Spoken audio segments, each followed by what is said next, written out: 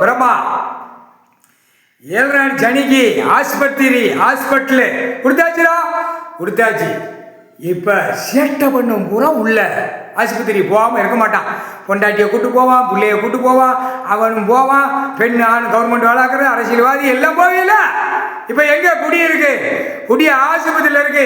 நீ செஞ்ச சேட்டை பூரா பூமி அடிச்சு வச்ச சேட்டை, உன் தின்னு மருந்து இருந்து அடிச்சு வச்ச சேட்டை, பூமி அழிச்ச சேட்டை, பேப்பரை விட்டு பாலாக்க வந்த சேட்டை, எல்லா சேட்டையும் ஆஸ்பத்திரியில் நிக்கி.